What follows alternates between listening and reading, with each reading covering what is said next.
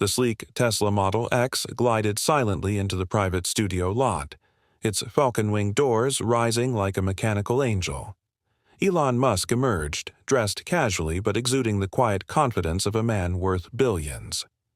Across the lot, Jason Statham finished his final workout of the day, the sweat on his brow belying the weight on his mind. At 57, he knew the brutal truth of Hollywood. Action stars had expiration dates. The offer sitting in his agent's office represented more money than his next 5 films combined. Security for life. The beginning of a new chapter. But every time he closed his eyes, he saw Marcus in that hospital bed, tubes snaking from his broken body, the result of an autonomous vehicle that had promised safety but delivered tragedy. What could possibly make a man walk away from a deal of a lifetime? And how would the world's most determined entrepreneur respond to being told no? Before we jump back in, tell us where you're tuning in from. And if this story touches you, make sure you're subscribed because tomorrow I've saved something extra special for you. The morning sun filtered through the blinds of Jason Statham's Hollywood Hills home, casting long shadows across the polished concrete floor.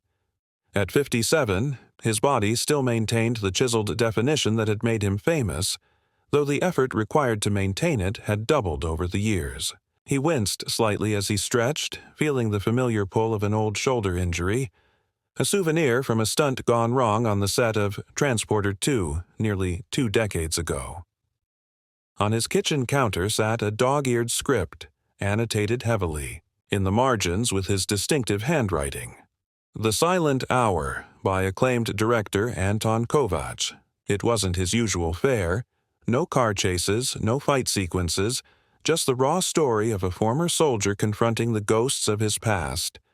The kind of role that won awards rather than box office records, the kind of role that might extend a career. When the high-octane parts began to dry up, Jason's phone buzzed with a text from his sister and financial advisor, Layla. Meeting at 11. Important. Don't be late this time. He smiled wryly. Punctuality had never been his strong suit, but Layla had kept his finances in order for the better part of 3 decades. If she said it was important, it was.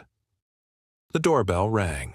His physical therapist, a former Navy SEAL who understood the unique demands of an aging action star's body, arrived precisely on time.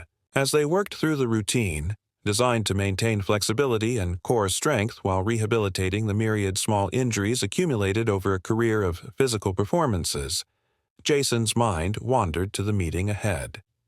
"You're distracted. Today," observed the therapist, adjusting Jason's position in a stretch. "Got a lot on my mind," Jason replied in his characteristic gravelly tone. "Career stuff." "Thinking of retiring?" The question was casual, but hit a nerve. Not by choice, Jason admitted, but Hollywood has its own timeline for action stars.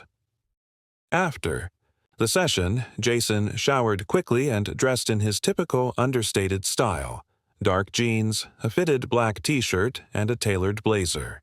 His watch, an elegant Patek Philippe, had been a gift to himself after his first leading role, a reminder of how far he'd come from the streets of London.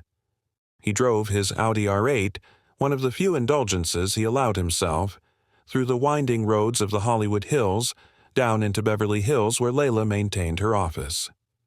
The sleek sports car handled the curves with precision, offering the kind of responsive control he appreciated both on and off screen. Layla's office occupied the top floor of a discreet building on Wilshire Boulevard. No flashy signage, no ostentatious displays of wealth, just quiet competence, much like Layla herself. "You're late," she said as he entered, not looking up from her computer screen. At 55, Layla shared Jason's strong jawline and intense eyes, though her hair had begun to show elegant streaks of silver that she made no effort to conceal. "By 3 minutes," Jason countered, settling into the chair across from her desk. In the financial world, 3 minutes can cost millions. She finally looked up, her expression softening slightly. "How's the shoulder?" "Same as always." What's so important? Layla tapped a few keys, turning her monitor so he could see the screen.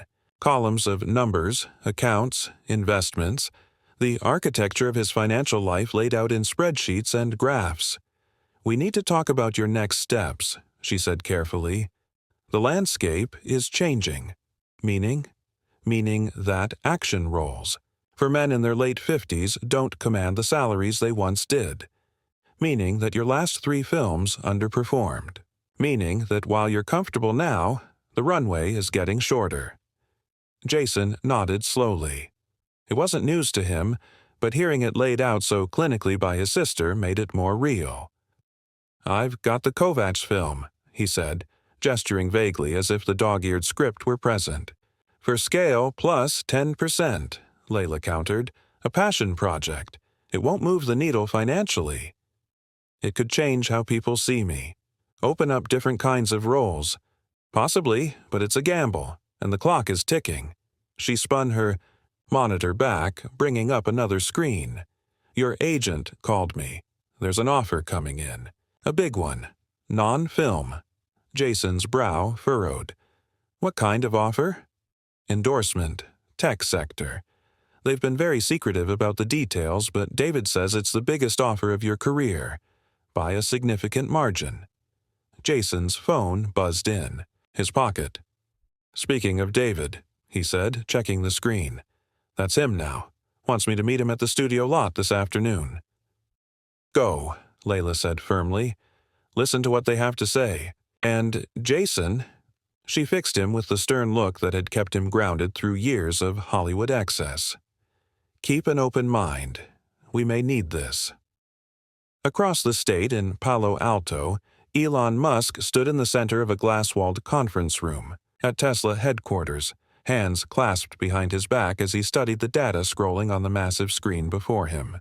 The room's occupants, a mix of engineers, executives, and marketing staff, watched him with a mixture of anticipation and apprehension.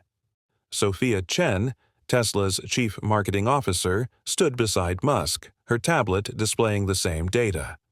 At 42, Sophia had risen through the ranks of Silicon Valley's most competitive companies with a reputation for bold, innovative campaigns that delivered results. The daughter of Chinese immigrants, she had inherited her father's technical precision and her mother's artistic eye, a combination that made her uniquely suited to translate Tesla's engineering achievements into compelling narratives for the public. "The perception gap is widening," she said, gesturing to a particular graph.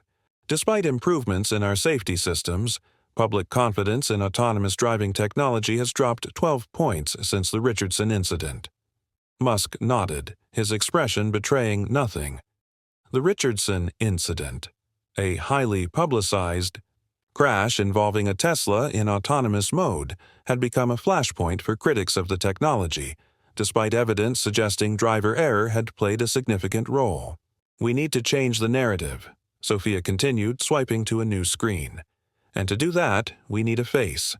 Someone who embodies both strength and reliability. Someone whose personal brand aligns with safety and protection." "You have someone in mind," Musk stated rather than asked. "Jason Statham," Sophia replied, bringing up a collection of images showing the actor in various roles, fighting off criminals, performing death-defying stunts, always in control, always protecting the vulnerable. A murmur ran through the room. Musk raised an eyebrow, intrigued.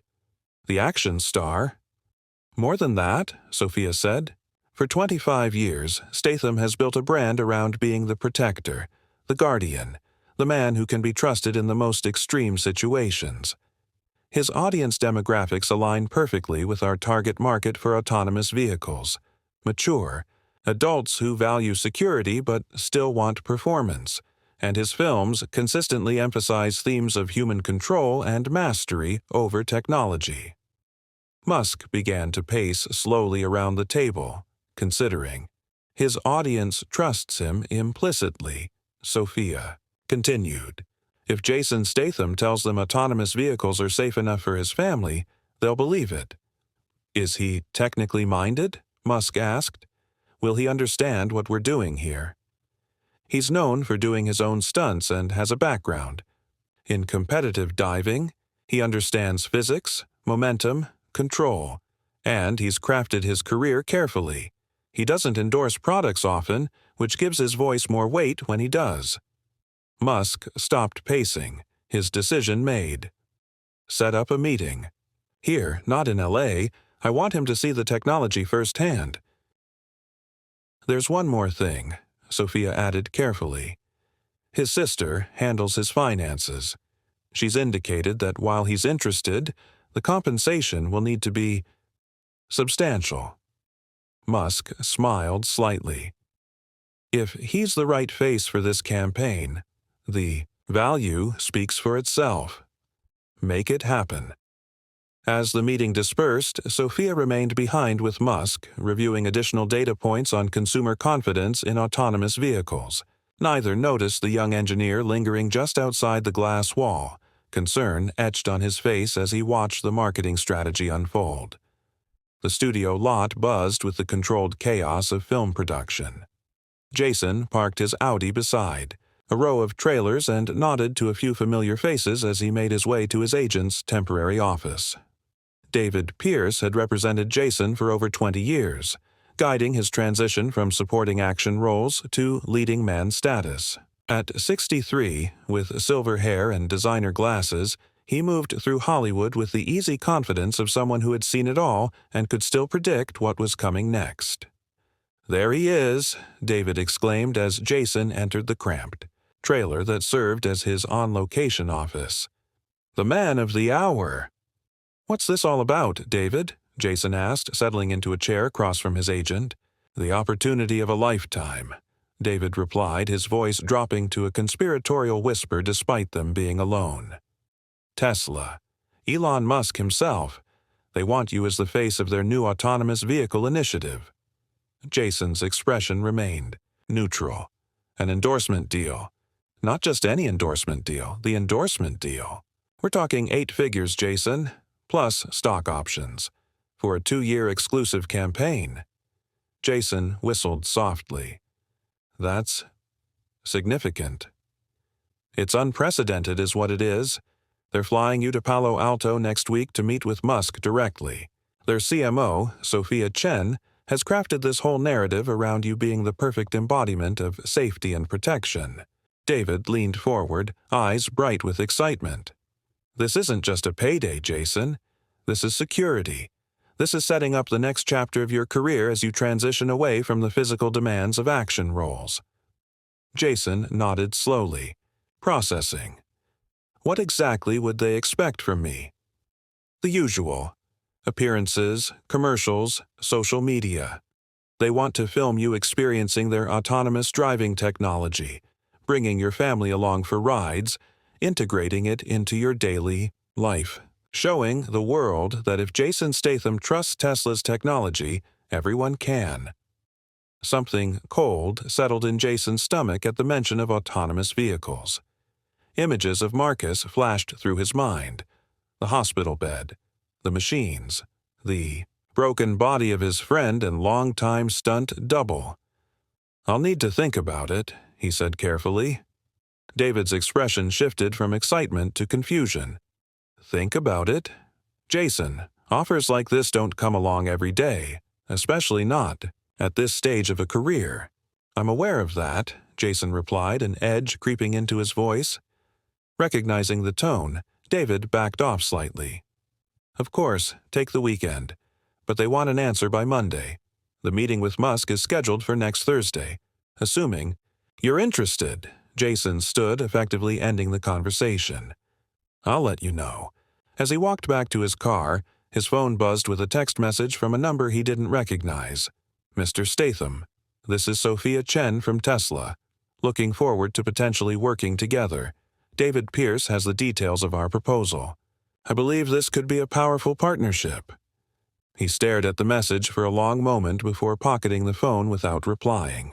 The sun was beginning to set over the Hollywood Hills as he drove home, casting the familiar landscape in shades of gold and amber. Normally, he found the drive peaceful, but today his mind was turbulent. At a stoplight, he pulled out his phone. and dialed a number from memory. Los Angeles Regional Rehabilitation Center, answered a pleasant voice. Marcus Riley's room, please, Jason requested. After a brief pause, a weaker voice came on the line. Jason? Hey, mate, how are you feeling today? Same as yesterday, better than the day before. I'm coming by tomorrow. Need anything? A soft chuckle came through the line. Just your ugly mug. Gets boring staring at these four walls all day. See? You tomorrow then. As he hung up, the light turned green, but Jason remained still for a moment, his mind replaying the accident that had put his friend in that rehabilitation center. The experimental autonomous vehicle that had malfunctioned during a test drive, slamming into a concrete barrier at 60 miles per hour. Marcus had been behind the wheel, but not driving, trusting the technology that promised safety but delivered catastrophic injury.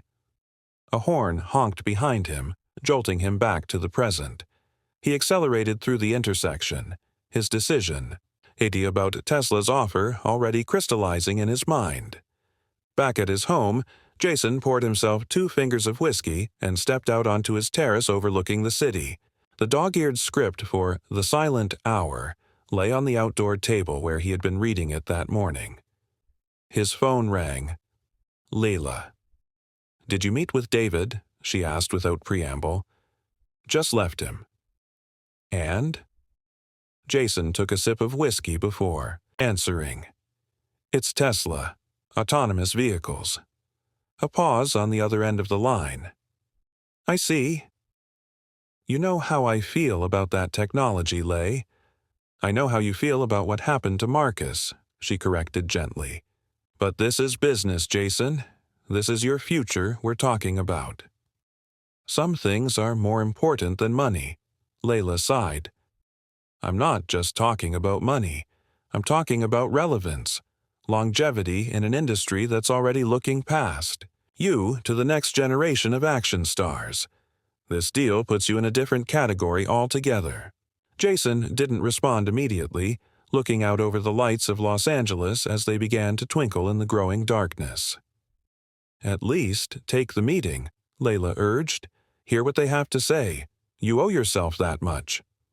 After they hung up, Jason remained on the terrace until well past midnight. The script for The Silent Hour opened before him, the whiskey bottle considerably emptier. The role called for vulnerability, for a man coming to terms with his principles in a world that had moved on without him. Art imitating life, he thought wryly, finally heading inside to bed. The sleek Tesla Model X that picked Jason up from the private airfield in Palo Alto was itself a statement, cutting-edge technology wrapped in understated luxury. The driver, a Tesla employee who introduced himself simply as Alex, pointed out features of the vehicle as they glided silently through the Northern California landscape. The vehicle is currently in enhanced autopilot mode, Alex explained, his hands hovering near but not touching the steering wheel. It's maintaining optimal distance from other vehicles, observing speed limits, and can execute lane changes when requested. Jason nodded politely but said little, his attention focused on the scenery outside the window. Silicon Valley possessed a different energy than Los Angeles. Less flash, more purpose. Even the architecture seemed to emphasize function over form, gleaming glass structures designed for innovation rather than impression. We're approaching Tesla headquarters now, Alex announced as they turned into a sprawling campus dominated by a massive building paneled in solar glass. Ms. Chen will meet you in the lobby. Sophia Chen cut an impressive figure as she strode across the polished concrete floor of Tesla's atrium to greet Jason. Dressed in a perfectly tailored charcoal suit with subtle red accents that echoed Tesla's branding, she projected confidence and precision. Mr. Statham, she said, extending her hand. Thank you for making the trip. I'm Sophia Chen, Chief Marketing Officer. Jason, please, he replied, shaking her hand firmly. Jason, it is. Elon is looking forward to meeting you. He's just wrapping up a call with our Berlin factory. In the meantime, I thought you might appreciate a tour of our facility. As they walked through the complex, Sophia expertly narrated the Tesla story, the vision, the challenges, the triumphs. Jason listened attentively, asking occasional questions that revealed he had done his homework on the company. "And this," Sophia said as they entered a vast, pristine space filled with partially assembled vehicles and robotic arms moving with balletic precision, "is where it all comes together. Our most advanced production line." Jason watched the choreography of machine and human labor with genuine interest. Whatever his reservations about autonomous vehicles, he could appreciate the engineering achievement unfolding before him. "Impressive," he acknowledged. "This is just the hardware," Sophia replied with a slight smile. "The real magic is in the software and AI systems that make our vehicles the safest on the road." Jason's expression tightened almost imperceptibly at this claim, but before he could respond, a voice called out from behind them. "There he is." They turned to see Elon Musk approaching, dressed in a simple black t-shirt and jeans that contrasted with the formal attire of the executives flanking him.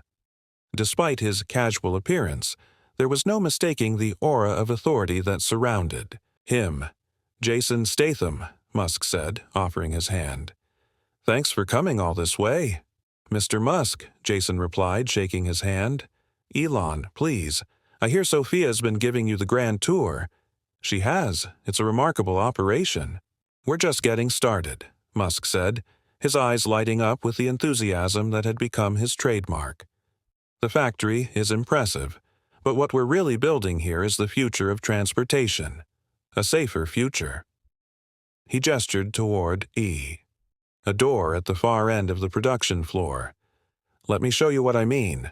The room they entered was smaller, more intimate, clearly a space designed for presentations to important visitors. A large screen dominated one wall, while the center of the room featured a cutting-edge vehicle simulator. "Have a seat," Musk invited, gesturing to a set of modernist chairs arranged around a glass table. As Jason settled in, Sophia tapped her tablet, bringing the wall screen to life with Tesla's distinctive logo. "Jason," Musk began, leaning forward slightly, "do you know how many people die in automobile accidents every year worldwide?" "About 1.3 million, Jason answered promptly. Musk looked impressed. "That's exactly right. 1.3 million deaths, another 20 to 50 million injured or disabled. And do you know what the common factor is in over 90% of those accidents?" "Human error," Jason replied. "Precisely. Distraction, fatigue, impairment, poor judgment, human limitations cause human tragedies." Musk gestured and the screen began, displaying a series of simulations showing how autonomous systems could prevent common accident scenarios. "Our vision is simple but revolutionary. Remove the human element from the equation and you save lives. Millions of lives, eventually." Jason watched the demonstrations with a neutral expression that revealed nothing of his inner thoughts. "What we're offering you," Sophia interjected, "is the chance to be part of this transformation, to lend your voice and the trust you've earned from your audience to a technology that will save lives." "I appreciate the vision," Jason said carefully, "and the opportunity, but I have some concerns about the technology as it currently exists." A flicker of surprise crossed Musk's face, quickly replaced by curiosity. "What concerns specifically?" Jason hesitated, choosing his words carefully. "The promise of autonomous vehicles is compelling, but the reality is that the technology is still evolving. There have been high-profile failures, lives lost. Any transformative technology has a development curve," Musk countered. "The first airplanes crashed. The first pacemakers failed. What matters is the trajectory, and the data shows that even our current systems are already safer than human drivers on average." "Statistics are comforting until you're the exception," Jason said, his voice taking on a harder edge. "Until someone you care about becomes the data point that gets averaged out." An uncomfortable silence fell over the room. Sophia shifted slightly, her expression suggesting this was not how she had envisioned the conversation proceeding. "You're speaking from personal experience," Musk observed, his tone softer. Jason nodded once, curtly. "My stunt double. Marcus, Riley.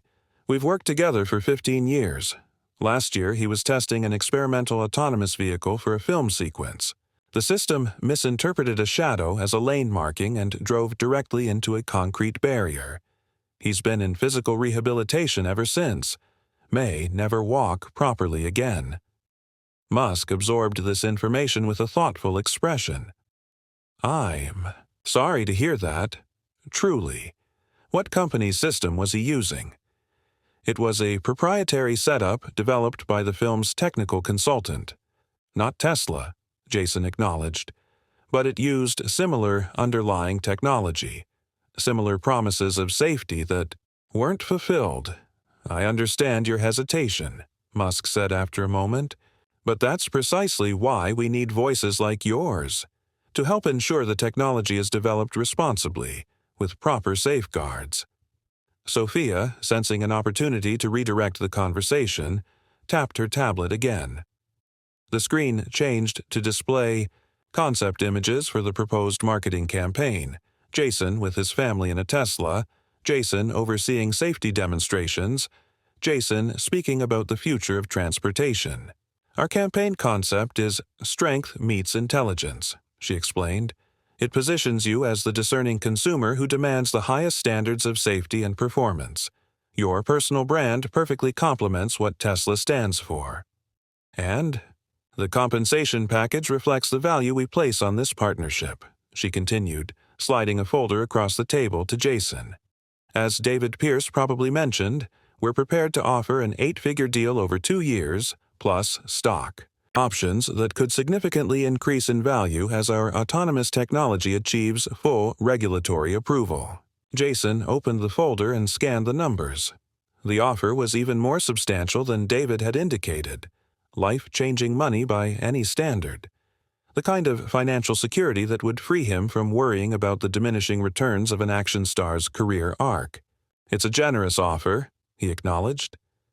"It's more than generous," came a voice from the door of the room. David Pierce stood there, having apparently arrived during their meeting. "It's historic."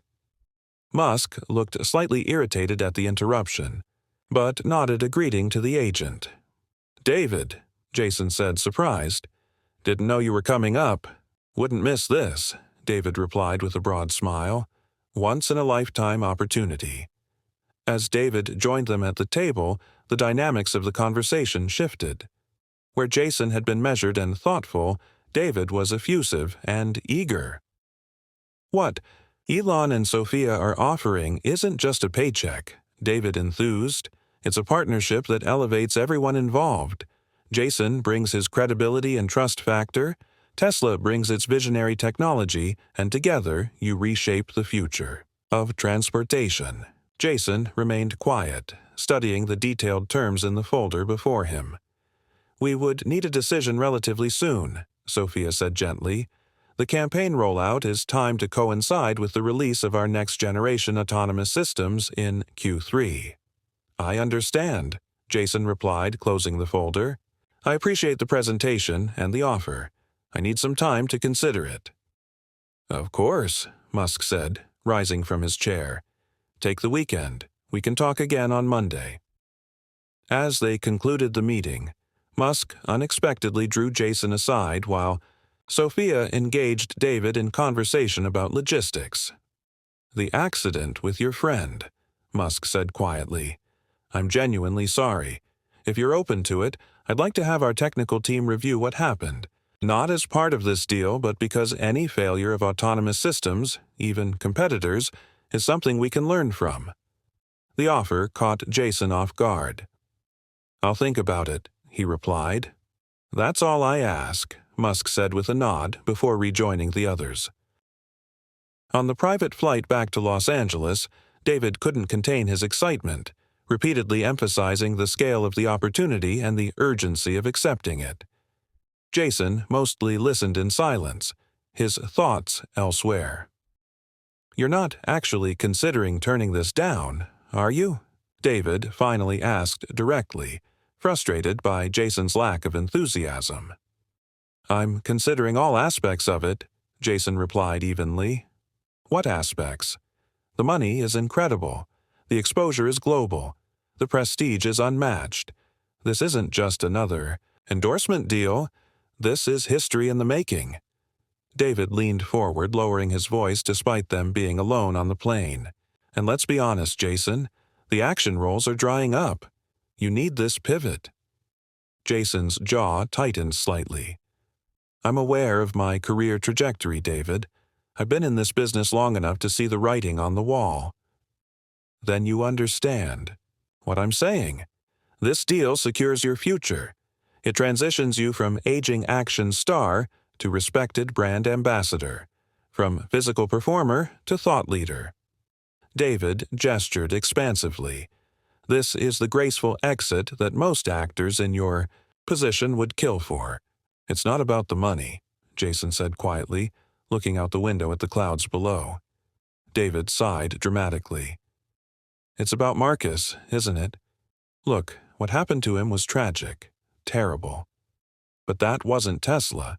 That was some half-baked system cobbled together by a film tech team. It was the same underlying promise, Jason countered. Trust the machine. The machine knows best. The machine will keep you safe. And sometimes the machine fails, David acknowledged. Just like humans fail. The difference is, the machine gets better. It learns from its mistakes in ways humans can't. Jason turned to face his agent directly. Would you put your children in a fully autonomous vehicle, David? Right now, today? Would you trust their lives to an algorithm? The question caught David off guard. Well, that's not really the point, is it? It's exactly the point, Jason said firmly. If I become the face of this technology, I'm telling millions of people to trust it with their lives and the lives of those they love. I need to be certain I believe that myself. The conversation lapsed into uncomfortable silence as the plane began its descent into Los Angeles. As they taxied to a private hangar, David made one final attempt. Just promise me you'll think about it over the weekend. Really think about it. This isn't just about money. It's about legacy, about being part of something transformative. I'll think about it, Jason agreed, though his tone suggested his mind was already leaning in a particular direction. When he arrived home, Jason found a package waiting for him, a small box with Tesla's logo embossed on the lid. Inside was a model of the newest Tesla vehicle and a handwritten note from Elon Musk. The future is safer with advocates who question it. Looking forward to our conversation on Monday. Jason studied the model car thoughtfully before setting it aside and picking up his phone to call Layla. How did it go? She asked immediately. The offer is even bigger than David indicated, he replied. And Musk himself is involved personally. Seems genuinely committed to the technology. But I still have reservations. Serious ones. Layla sighed audibly. I figured as much. Look, I know what happened to Marcus affects how. You see this. But Jason, I need to be clear with you about something. Go on. I've been trying to shield you from this, but you should know before you make your decision. Our father's medical investments aren't performing as well as we'd hoped. The experimental treatments for his Parkinson's, they're expensive, and insurance is covering less and less. And the last film underperformed significantly. Jason absorbed this information in silence.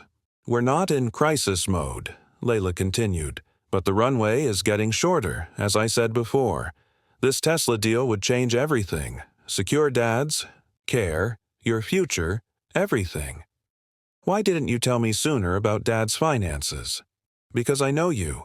You'd worry, and then you'd take whatever job came along regardless of whether it was right for you. I wanted to protect you from that.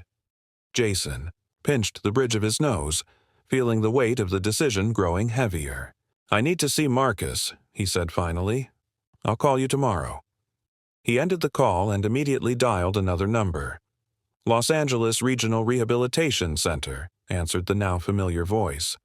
"Marcus Riley's room, please. The rehabilitation center was a modern facility in Santa Monica, with views of the ocean designed to inspire recovery and hope. Jason had paid for Marcus to be transferred here after 6 weeks in the hospital following the accident.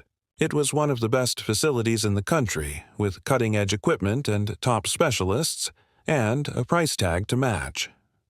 Marcus was in the physical therapy room when Jason arrived, struggling to take steps between parallel bars with the assistance of 2 therapists. At 48, Marcus had once possessed the same physical prowess as Jason. They had often been mistaken for each other on set, which had made him the perfect stunt double. Now, his once powerful frame was diminished, his movements halting and painful. Jason watched from the doorway for a moment, unseen by his friend. The determination on Marcus's face, the same expression he had worn when performing the most challenging stunts, now focused entirely on the seemingly simple act of placing one foot in front of the other. "You gonna stand there all day, or you gonna come in and show me how it's done?" Marcus called out without turning around, somehow sensing Jason's presence. Jason smiled and entered the room. "Looking good, mate. Better every time," Marcus snorted. "Liar. But I appreciate the sentiment." With a final effortful step, he reached the end of the parallel bars and was helped into his wheelchair by the therapists. "That's enough torture. For one day, I think." Once they were alone in Marcus's private room, another expense Jason quietly covered, Marcus fixed him with a knowing look. "Something's on your mind, I can tell." Jason had never been able to hide much from Marcus. 15 years of working closely together had created a bond that went beyond friendship, a brotherhood forged in shared risk and trust. "Tesla," Jason said simply. "They want me as the face of their autonomous driving technology. Big campaign. Serious money." Marcus's expression revealed nothing. And I'm thinking about turning it down. Telling and preparing this story took us a lot of time, so if you are enjoying it, subscribe to our channel. It means a lot to us. Now back to the story. Marcus wheeled himself to the window overlooking the ocean. The hospital wristband on his arm caught the afternoon light, a constant reminder of his patient status, of how quickly life could change. "Because of me," he said finally. It wasn't a question. "Partly," Jason admitted, "but it's more than that. It's about what I'd be endorsing. The technology isn't there yet, Marcus, not fully. And if it fails, if someone gets hurt because they trusted it based on my word—" "You couldn't live with that," Marcus finished for him. "No, I couldn't." Marcus turned his wheelchair to face Jason directly. "Can I give you some advice? From someone who's had plenty of time to think about life's choices lately?" Jason nodded. "Don't make this about me. What happened, happened. I knew the risks every time I got into a car or jumped off a building for a shot. That was my choice." "This is different," Jason insisted. "I trusted technology that wasn't ready," Marcus interrupted. "But that doesn't mean the concept is wrong. Look at me now, Jason." He gestured to the advanced robotic exoskeleton beside his bed, a cutting-edge therapy tool. "I'm putting my recovery in the hands of technology every day. Some of it works, some of it doesn't. That's progress." Jason considered his friend's words carefully. "So, you think I should take the deal?" "I think you should make the decision based on what you truly believe about the technology and your role in promoting it. Not based on what happened to me." Marcus managed a wry smile.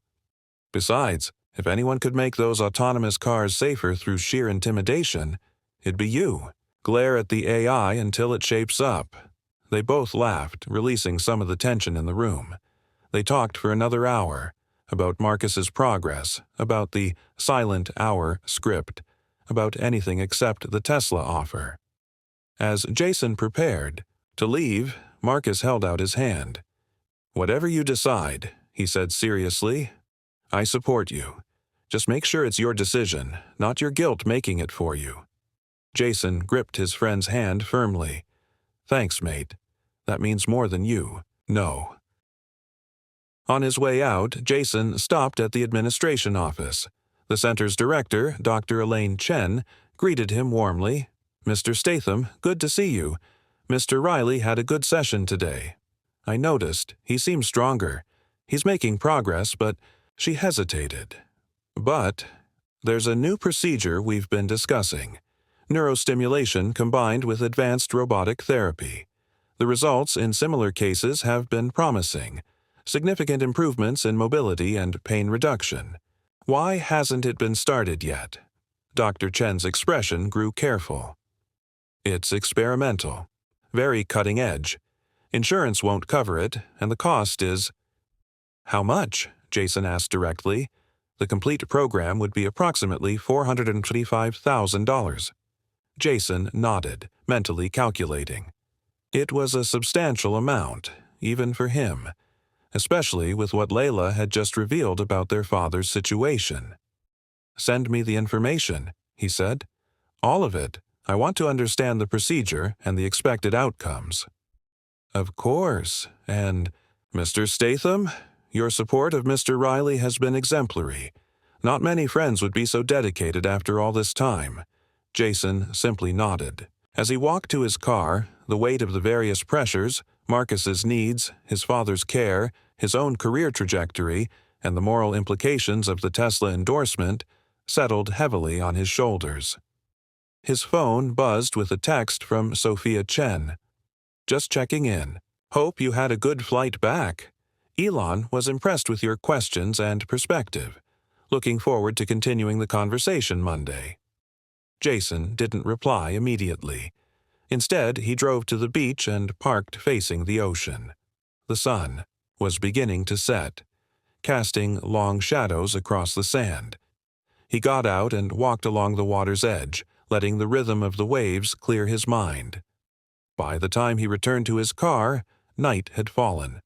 He finally responded to Sophia's message with a simple, "Thanks, we'll be in touch Monday as planned." Then he drove home, his decision still unformed, but the competing factors more sharply defined in his mind than before.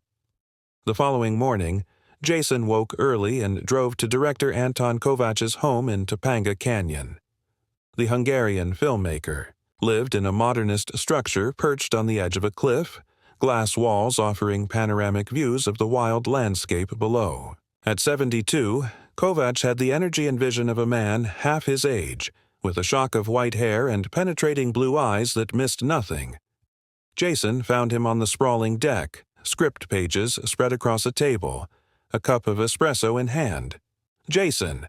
Kovac exclaimed, his accent still thick despite decades in America. "I did not expect you today. Come, sit. Coffee?" "Please," Jason replied, settling into a chair across from the director. As Kovac went inside to fetch another cup, Jason glanced at the script pages on the table, revisions to The Silent Hour, with Kovac's distinctive handwritten notes in the margins. The central character, a former soldier named Harrison, was described in the scene as a man carrying the weight of impossible choices, whose eyes reveal the cost of standing by one's principles in a world that rewards compromise. Kovac returned with coffee and a plate of biscotti. "So," he said, studying Jason with those penetrating eyes. "Something troubles you. The Tesla offer, yes?" Jason looked surprised. "How did you know about that?" Kovac chuckled. "Hollywood talks, and Silicon Valley whispers to Hollywood." He pushed the biscotti toward Jason. "My wife makes these. Try." Jason took one, more out of politeness than hunger. "Has the funding for The Silent Hour been secured?" he asked. Kovac's expression grew more serious. "We are close. The German investors are in. The French are hesitating, but I think they will commit next week." "Why do you ask?"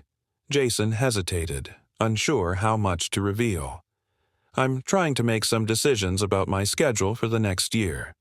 "Ah," Kovac nodded knowingly. "You are wondering if you should take the money from the car company instead of my little film." "It's not like that," Jason protested. No?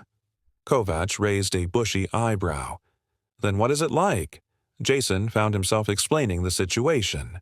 The Tesla offer, Marcus's condition, his father's medical expenses, his own career concerns, while Kovacs listened intently, occasionally sipping his espresso. So, you see, Jason concluded, it's complicated. Life always is, Kovacs replied. He reached for the script pages and held them up.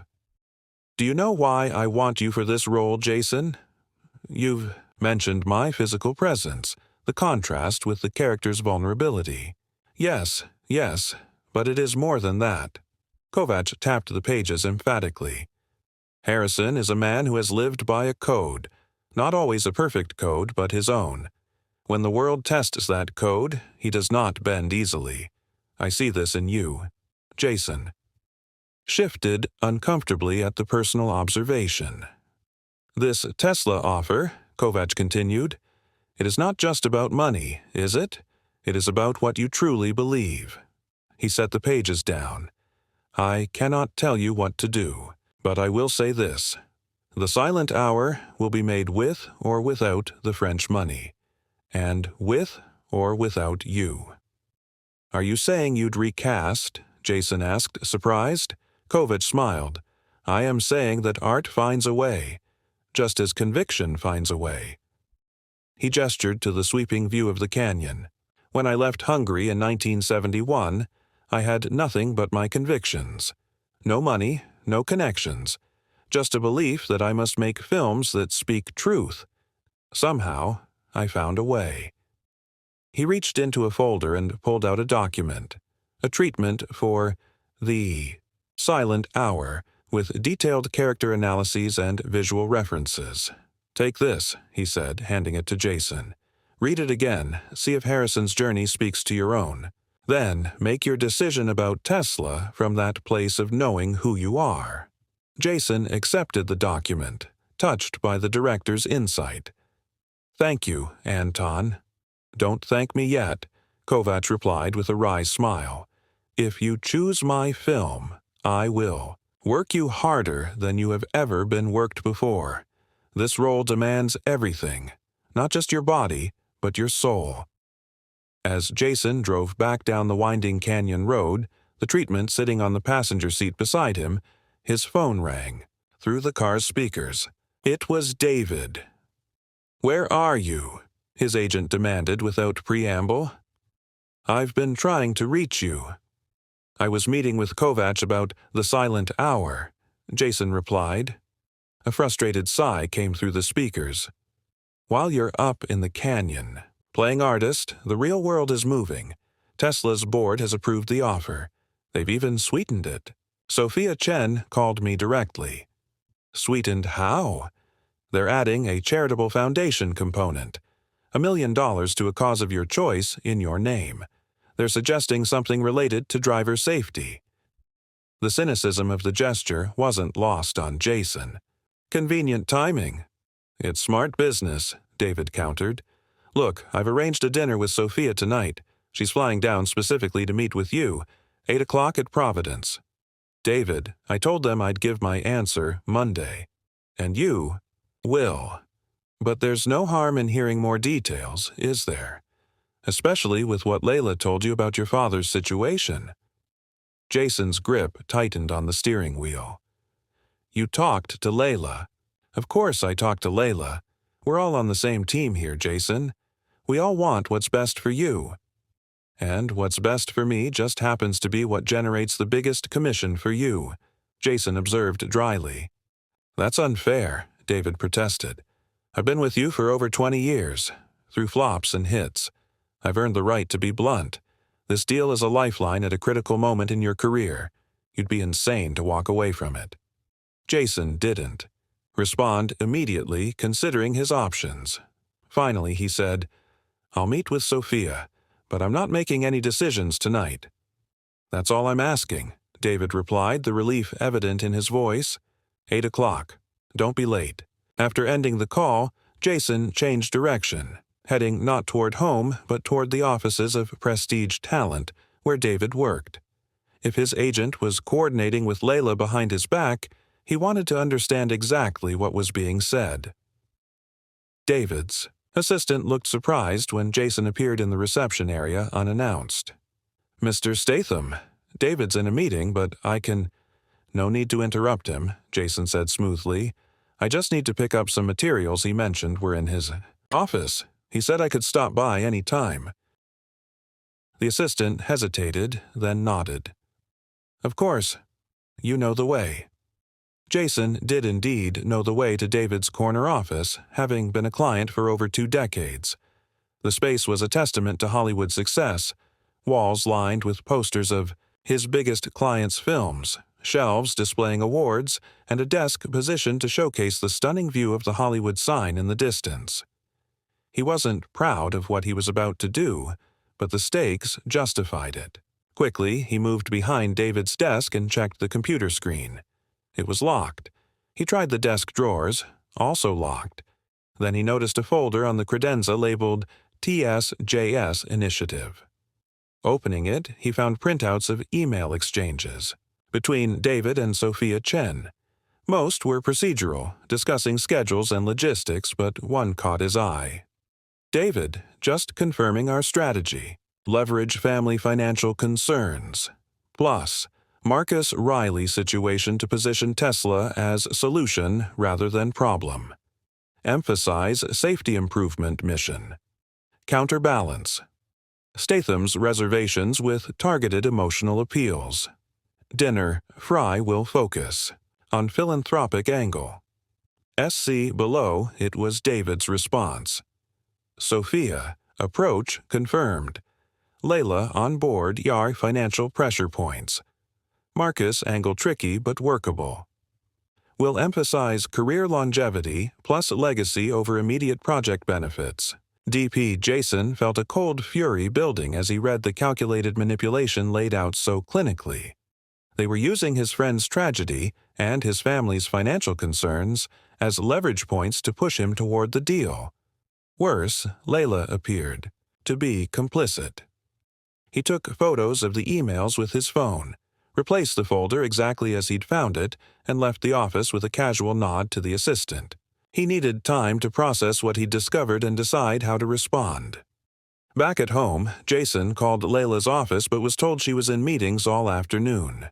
Rather than leave a message, he decided to confront her in person the next day. For now, he had another priority.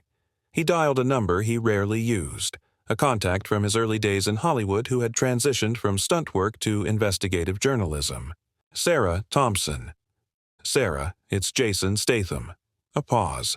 "Well, this is unexpected. What can I do for Hollywood's favorite action hero?" "I need information about Tesla, specifically their autonomous vehicle safety record. The real story, not the PR version." "Interesting timing," Sarah replied. "I've been looking into exactly that for a piece I'm working on. Safety incidents, software glitches, customer complaints that don't make headlines. I'd like to see what you found. May I ask why?" Jason hesitated, then decided on honesty. "They want me as the face of their autonomous driving technology. Before I make that decision, I need to know what I'd be putting my name behind." "I see." Sarah's voice took on a more serious tone. "I've got some concerning findings, Jason. Documents that never made it to the public. Technical issues that were quietly patched without consumer notification. Statistical manipulations in their safety reporting. How solid is your information?" "Rock solid. Multiple sources, internal documents, whistleblower testimonies. I've been building this investigation for months. I need to see it. All of it. It's not published yet. Very few people have seen this material. I understand the sensitivity. But this isn't idle curiosity, Sarah. It's about integrity, about not endorsing something I don't fully trust." There was a long pause before Sarah responded. "All right, I can meet you tomorrow morning. Neutral location. I'll text you the details." "Thank you." After ending the call, Jason looked at the time, 6:30 p.m. He had 90 minutes before his dinner with Sophia Chen. He used that time to review Kovach's treatment for the silent hour, particularly the character analysis section. Harrison believes in absolute principles in a world of moral compromise. His journey is not about learning to compromise those principles, but about understanding the cost of maintaining them, and choosing to pay that cost anyway. He is not naive, he is resolute. In a cultural landscape that often rewards flexibility over conviction, Harrison stands as a reminder that some lines cannot be crossed without surrendering one's essential self. The words resonated deeply, particularly today. Jason changed into a simple but elegant dark suit and drove to Providence, one of Los Angeles's most acclaimed restaurants. He arrived 10 minutes early and was shown to a private dining room where Sophia Chen was already waiting, a glass of white wine in hand. "Jason," she greeted him warmly, rising to shake his hand. "Thank you for making time tonight. I know this decision process has been intense." "Sophia," he replied with a cordial nod. "David mentioned you wanted to discuss some additional aspects of the proposal." "Yes, over dinner. Please sit. I've taken the liberty of ordering a bottle of Pouligny-Montrachet. I understand it's one of your favorites." Jason raised an eyebrow, surprised and slightly unsettled by this personal detail. "You've done your homework." "Thoroughness is one of my strengths," she acknowledged with a smile, "as is finding the right fit between brand and ambassador. The more I learn about you, the more convinced I am that this partnership is meant to be." As they settled into their seats and a sommelier poured the wine, Jason decided on a direct approach. "I discovered something interesting today, Sophia. An email outlining your strategy for persuading me to take this deal, specifically leveraging my friend's accident and my family's financial situation." The slight widening of her eyes confirmed his suspicion that she hadn't expected this confrontation. To her credit, she recovered quickly. "I apologize if that seemed manipulative," she said, setting down her wine glass. "In marketing, we analyze all relevant factors that might influence a decision. It was insensitive to reduce your personal concerns to strategy points." "It was more than insensitive," Jason replied evenly. "It was calculating, and it makes me question the authenticity of everything about this offer, including the suddenly added charitable component." Sophia leaned forward, her expression earnest. "The charitable foundation was always part of the plan, Jason. We simply accelerated its announcement based on your clear interest in safety advocacy." "Convenient timing," he observed for the second time that day. "Business often is," she acknowledged. "But that doesn't make the foundation any less real or impactful. $1 million directed toward safety innovation could fund research that prevents accidents like what happened to your friend." Jason studied her carefully. "You're very good at what you do, Sophia, turning objections into selling points, finding the emotional leverage in every situation." "I believe in Tesla's mission," she replied without apology. "I believe autonomous vehicles will save lives, millions of them, eventually. Yes, I'm using every tool at my disposal to convince you because I believe your voice could help accelerate that future." Their conversation was interrupted by the arrival of the first course. Once they were alone again, Jason changed tactics. "Tell me something, Sophia. Not as Tesla's CMO, but as a person. Do you personally use the full self-driving features in your own Tesla?" The question seemed to catch her off guard. I use the enhanced autopilot features regularly. For the full self-driving, I'm still getting comfortable with it, to be honest." "Getting comfortable," Jason repeated. "Meaning you don't fully trust it yet yourself." "It's not about trust," she countered. "It's about adaptation. Humans need time to adjust to new technologies, especially ones that challenge our sense of control. Yet you're asking me to tell the world to trust it completely, to bet their families' lives on it." "We're asking you to be part of a transformative journey," she corrected, "to help people understand that while the technology isn't perfect yet, it's improving rapidly and already statistically safer than human drivers in many situations." Their meal continued with similar verbal sparring, Sophia artfully presenting counter-arguments to each of Jason's concerns. She was undeniably skilled, and under different circumstances he might have admired her persuasive abilities. But the discovery of her calculated approach had created a breach of trust that her most eloquent arguments couldn't bridge. As they finished dessert, Sophia made one final appeal. "Jason, I understand your hesitation. I respect it, even. But consider this. Your influence could actually make these systems safer. Your voice at the table would give you leverage to push for the highest safety standards. If you truly care about preventing accidents like what happened to Marcus, being on the inside might be more effective than standing on the outside." It was her most compelling argument yet, and Jason couldn't immediately dismiss it. The idea of having influence over the technology's development did have a certain appeal. "I'll give it fair consideration," he said finally. "You'll have my answer on Monday, as agreed." As they parted outside the restaurant, Sophia handed him a small USB drive. "Some additional information I thought might interest you. Technical. Details about our safety systems, emergency override protocols, and the extensive testing procedures. I want you to see that we take these concerns seriously." Jason accepted it with a nod. "Good night, Sophia." "Good night, Jason. And regardless of your decision, I'm glad we had this conversation." As he drove home, Jason felt the weight of the decision growing heavier rather than lighter. Sophia's final argument that he could potentially influence safety standards from within kept returning to him. Was there truth to that? Or was it simply another sophisticated manipulation? Tomorrow's meeting with Sarah Thompson would provide more information, but ultimately he knew this wasn't just about facts and figures. It was about what he could live with. About the face he would see in the mirror for years to come. The morning dawned clear and bright, typical Los Angeles weather that belied the turbulence of Jason's thoughts. He had slept poorly, his mind racing with considerations, counter-arguments, and the implications of the choice before him.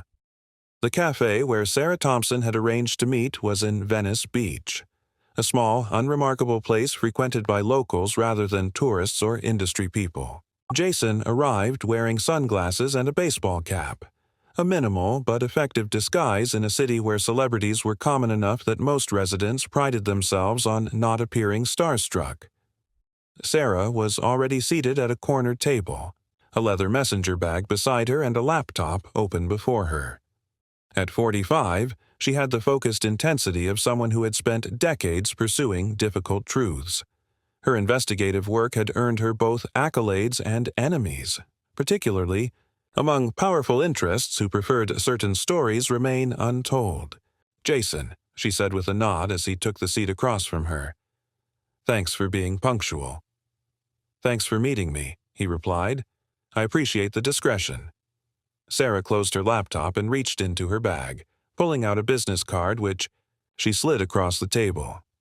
"First things first, if anyone asks, you're considering me for a role in a documentary about stunt performers. That's our cover story." Jason nodded, pocketing the card. "Smart." "Necessary," she corrected. "What I'm about to show you has already resulted in multiple threats of litigation against my publisher. If Tesla knew I was meeting with you specifically, their legal team would have a field day." She opened her laptop again and turned it toward him. "This is my investigation so far. 6 months of work, dozens of sources, and documentation that Tesla's legal team has fought very hard to keep private." For the next hour, Sarah walked Jason through her findings, a troubling pattern of safety incidents with Tesla's autonomous systems that had been downplayed, recontextualized, or, in some cases, effectively buried through confidential settlements. "The core issue isn't that the technology fails sometimes," Sarah explained. "All technology fails. The issue is the gap between the public safety claims and the internal data, and the aggressive legal and PR tactics used to maintain that gap. She showed him internal emails discussing software glitches that had been identified but not immediately disclosed to customers. Documentation of test scenarios where the autonomous systems consistently failed to recognize certain road conditions. Statistical analyses that appeared to have been manipulated to present more favorable safety comparisons.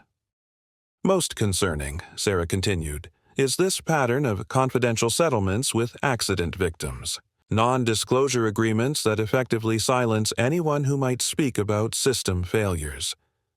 Jason thought of Marcus, of the tubes and machines that had kept him alive in those first critical weeks. "Have there been fatalities?" he asked, quietly. 12 that I've been able to document conclusively," Sarah replied. "Cases where the autonomous system was primarily at fault, not the human operator. Tesla has publicly acknowledged only 3 of these, and in each case they've emphasized human error as a contributing factor." Jason absorbed this information, his expression grim. "And Musk? How much does he know about these issues?" "Based on the documentation I've obtained, he's been directly briefed on most of the serious incidents. Some of the emails include his responses, usually demanding immediate fixes, to his credit. But the public messaging has consistently downplayed the severity and frequency of the problems." She pulled out a memory stick and placed it on the table. "This contains everything I've just shown you, plus additional documentation I haven't published yet.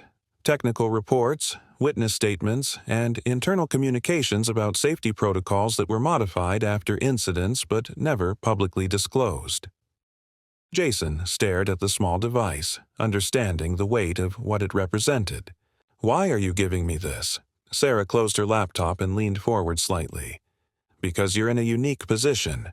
If you become the face of Tesla's autonomous technology, millions of people will trust it based partly on your endorsement. You have the right to know exactly what you'd be putting your name behind. And if I decline the offer based on this information, that's your decision," Sarah replied. "I'm not an activist, I'm a journalist. My job is to uncover the truth, not tell people what to do with it."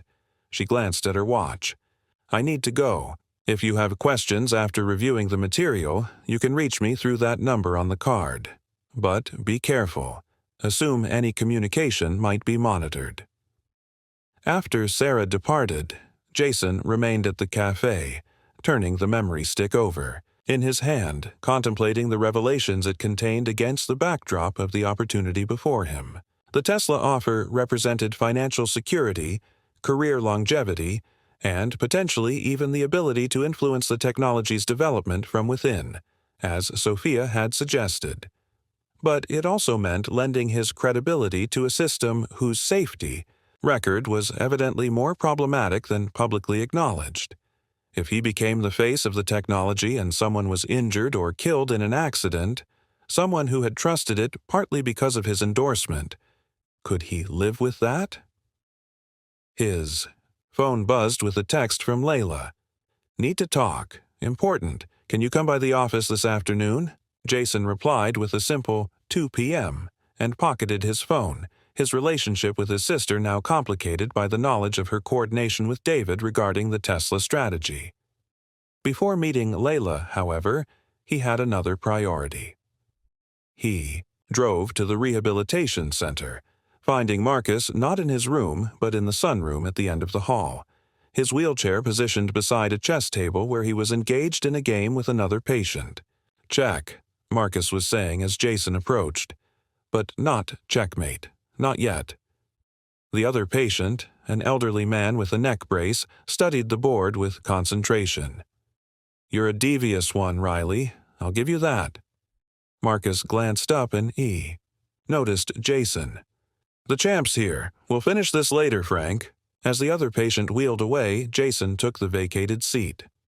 "Didn't know you played chess." "Lots of time to learn new things when you're stuck in this place," Marcus replied with a shrug. "What brings you by twice in 1 week? Usually I'm lucky to see you once a month." Jason grimaced at the gentle rebuke. "Been busy, but that's no excuse." "No, it isn't." Marcus began resetting the chess pieces. but I forgive you anyway. Now, what's on your mind? You look like you've been carrying the weight of the world since yesterday." Jason hesitated, then decided on full disclosure. "I met with an investigative journalist this morning about Tesla's autonomous driving technology. The safety record is worse than they publicly admit." "Substantially worse?" Marcus's hands stilled on the chess pieces.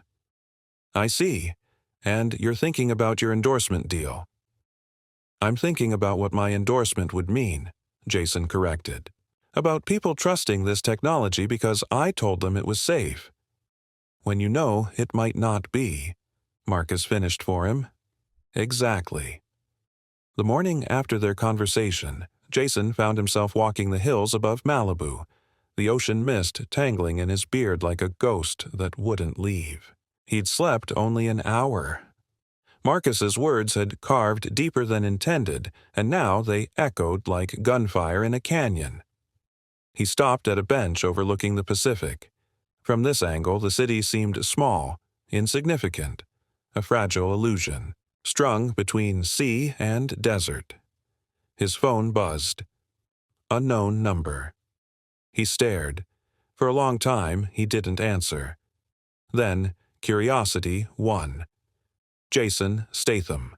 "Mr. Statham, my name is Sarah Thompson. I'm an investigative journalist with The Guardian. I've been trying to reach you for several days. This isn't about a quote or a puff piece.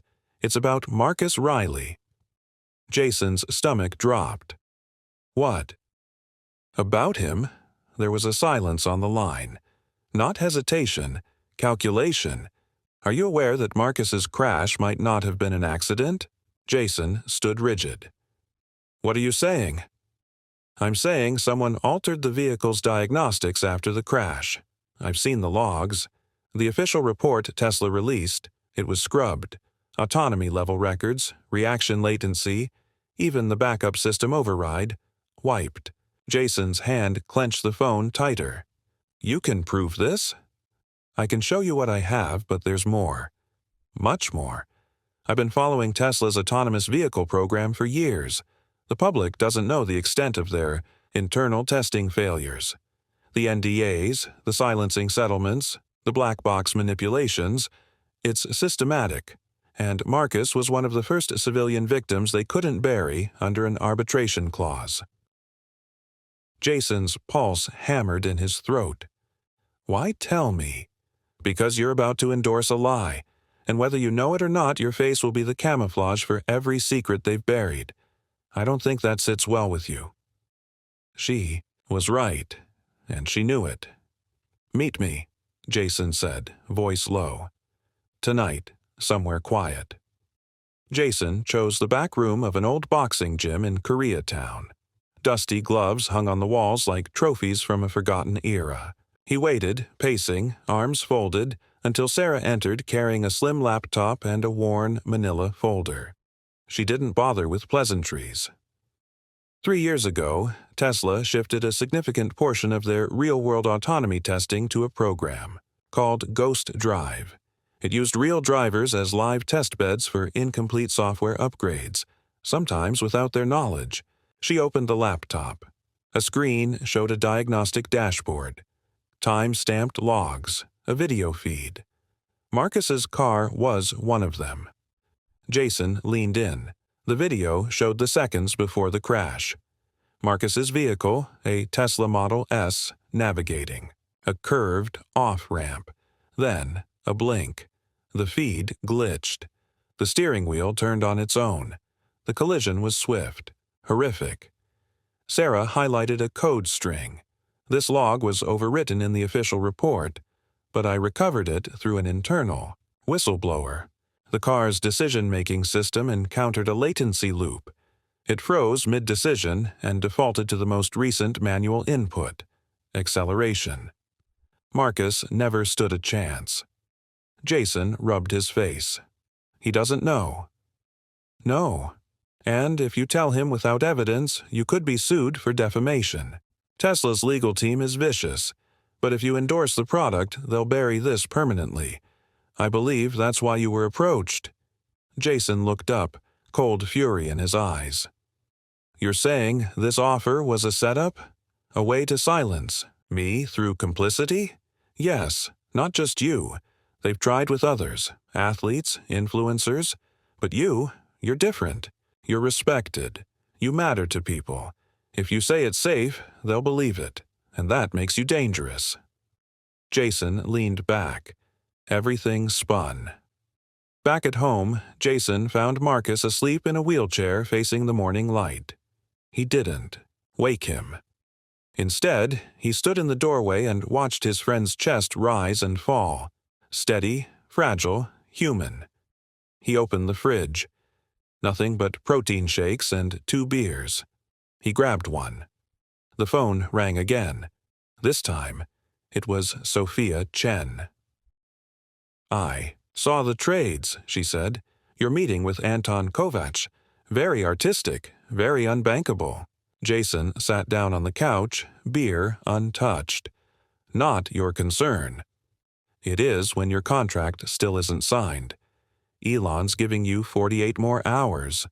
After that, we move on.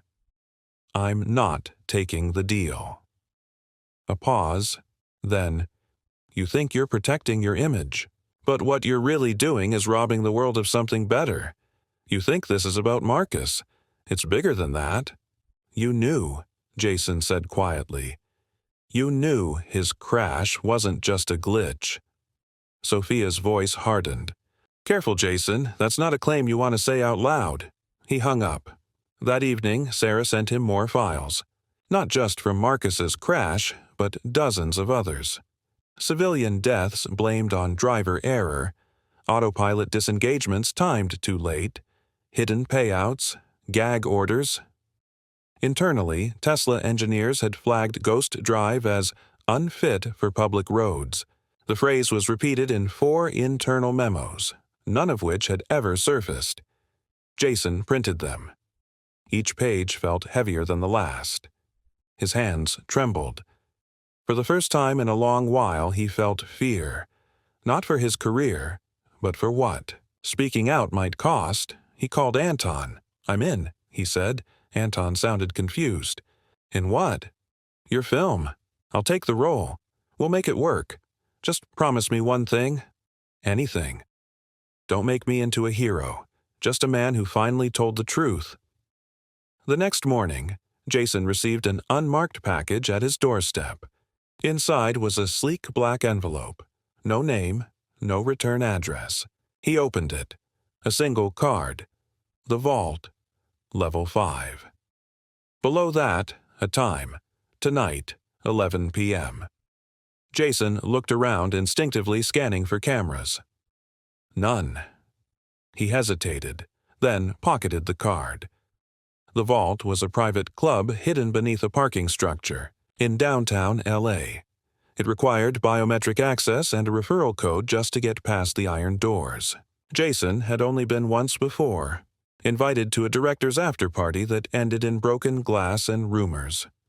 At 11:01 p.m., he descended the staircase. Security waved him through without a word. Inside, he found Elon Musk alone, seated in a corner, booth beneath a massive steel sculpture shaped like a Tesla coil. He didn't smile. "I assume you've seen the files." Jason sat across from him. "So, you sent them?" "No, but I knew you would. Eventually." Jason leaned in. "You knew about Marcus." "I know about all of them." Jason's jaw tightened. Elon continued, voice calm. "You think I'm a villain, Jason, but I'm a builder. Builders break things. Sometimes people get hurt. I regret what happened to Marcus, but what I regret more is that you think this ends with boycotting a product." Jason said nothing. "I didn't offer you the deal, just because you're famous. I offered it because I believe in redemption. Yours, mine, the tech's. We're not perfect, but we're the best shot humanity has at fixing a system that's already broken. You want every truck driver, delivery man, and late-night Uber driver to keep dying on the roads? Or do you want a future where that stops?" Jason's voice was quiet but steady. "You're asking me to trade integrity for optimism.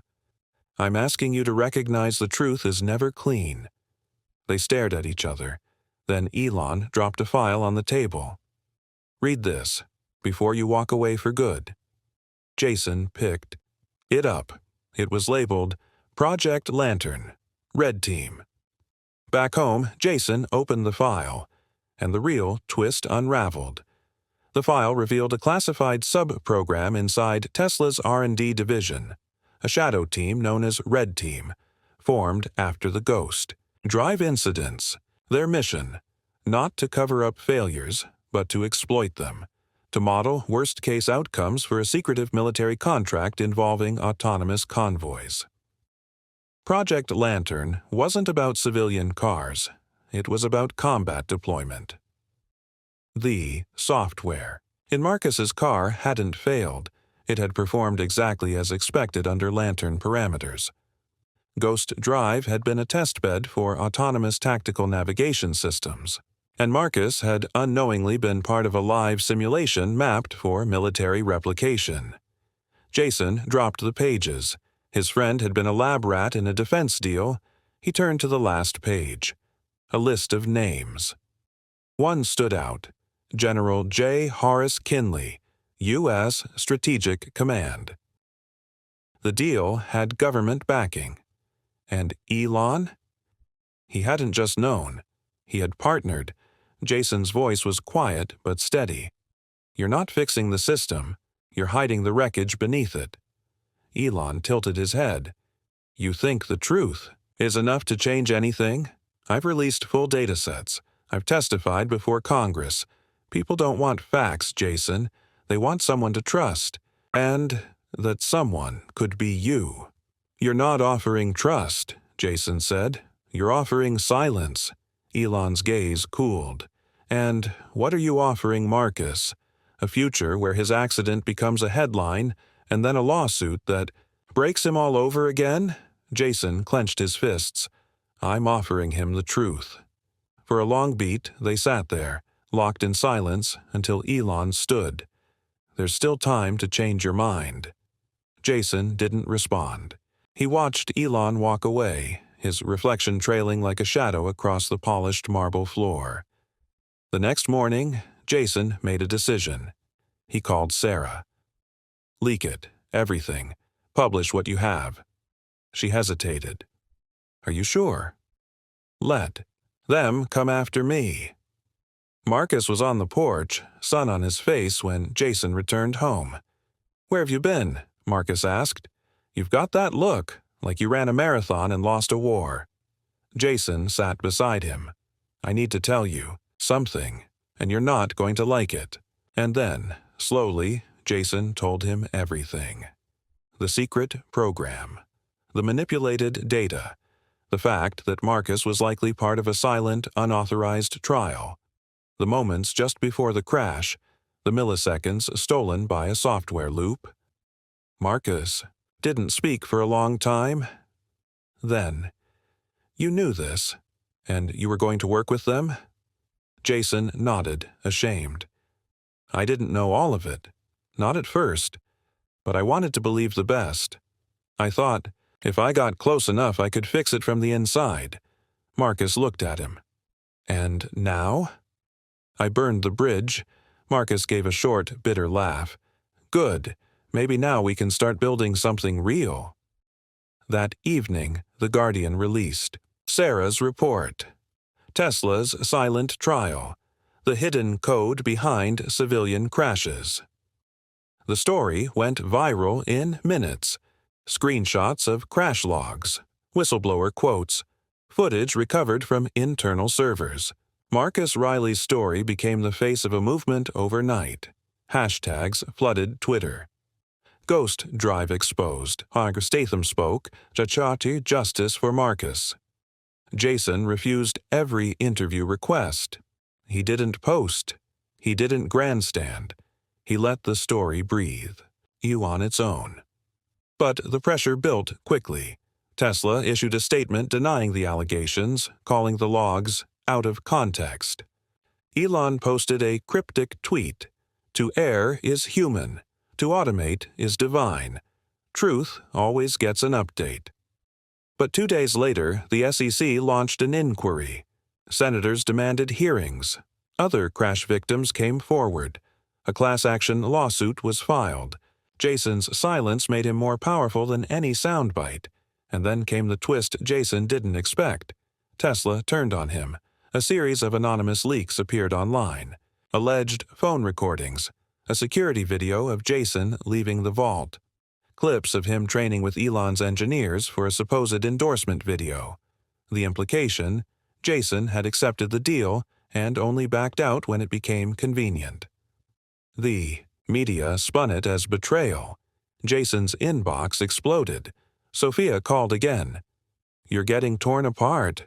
They're calling you a liar, a snake, the guy who wanted to profit from the truth, then flipped when it got messy." "I don't care," Jason said. "You should. Your name's on the chopping block. Studios are pulling out of Anton's film."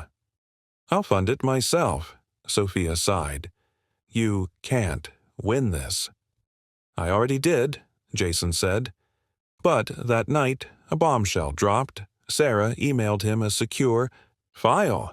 "You need to see this. It's from the whistleblower. We've identified them." Jason opened it. There on the screen was a familiar name. Alexi Riley, Marcus's niece, his goddaughter, an AI engineer at Tesla's London office, working under Ghost Drive for the past 2 years. She'd risked everything: her career, her future, her safety, to bring the truth to light. Jason couldn't breathe. He called Marcus. "You might want to sit down." Later that week, Jason and Marcus flew to Washington, D.C. They testified before a Senate committee under oath. Jason laid everything bare. Marcus, though visibly shaken, spoke with a quiet grace that silenced the room. "I'm not here because I hate Tesla," he said. "I'm here because I loved what it promised, and I nearly died because that promise was a lie." The room fell into stunned silence. Jason followed. "I'm an actor. I pretend for a living. But when someone asks you to pretend the truth is safe, when they ask you to lie for a living, that's not acting. That's betrayal." Weeks passed. The DOJ opened an investigation. Elon was subpoenaed. Sarah's piece won a Pulitzer nomination. Alexi Riley disappeared into protective custody after receiving death threats. Jason returned to L.A. He went back to that same beach trail, the one where he first got the call. This time, he wasn't alone. Marcus walked beside him. One slow step at a time. A cane in his hand, a fire in his eyes. "You regret it?" Marcus asked. Jason shook his head. "I regret waiting." They stood overlooking the sea. Wind in their faces. And for the first time in years, Jason smiled. Not because he was winning, but because he'd stopped pretending to lose. The private screening room at the Pacific Theaters in Hollywood was dimly lit, velvet-lined, and utterly silent except for the quiet whir of the film reel. On the screen, an unfinished edit of director Anton Kovach's new film flickered, a slow, brooding character piece set in post-war Eastern Europe. Jason Statham sat in the back row, jaw set, arms crossed. His face was illuminated by the grainy, monochrome image of his own performance. Raw, vulnerable, utterly unlike anything he'd done before. Kovach, seated beside him, tapped his cane lightly against the floor. "There. Right there. You gave me something in that scene that no actor has ever given me before." Jason didn't respond. He was too caught up in what he'd just watched. A man playing himself. Not the action star, not the fighter or the killer, but the scared, grieving version of Jason Statham that he rarely let anyone see. "You have a choice now, Jason," Kovach continued, his Hungarian accent thick but poetic. "You can become a myth, sold to the masses through Tesla's lens. Or you can become an artist, flawed, real, and therefore timeless." Jason looked down, hands clenched. The deal with Tesla was still technically on the table. Elon had gone quiet after the press debacle. Sophia Chen had sent a cold, professional email. "You have 72 hours to reconsider." But in the silence, something louder had begun to grow inside Jason, a pull toward something he hadn't felt since his earliest days street performing in London. But reality didn't care about artistry. Layla had run the numbers. His savings were bleeding out thanks to rising costs and a stalled film career. Anton's project, while creatively liberating, was unpaid, just back-end points and prestige. Marcus still needed experimental treatment for his nerve damage, something not covered by insurance. And if Jason didn't secure work soon, even helping his friend long-term would be impossible. The dream was real, but so was the weight. As the lights in the theater rose slowly, Kovacs turned to him. "Art is not safe, and neither is truth, but only one of them can change the world." Jason swallowed hard. "I don't want to be the face of something that buries the truth, Anton, but the truth costs money." "Then we make a plan," Kovacs said, standing with effort, "and we make sure the world hears it." 2 hours later, Jason met with Sarah Thompson in a nondescript diner off Highland Avenue. She wore a denim jacket over a faded black tee, and her notebook was already open. "Tesla's internal accident data," she said, sliding a flash drive across the table. "Everything they didn't submit to the NHTSA. I got this from a whistleblower in their QA division. Cross-referenced with independent traffic incident reports. It proves Tesla's been underreporting malfunctions by nearly 40%.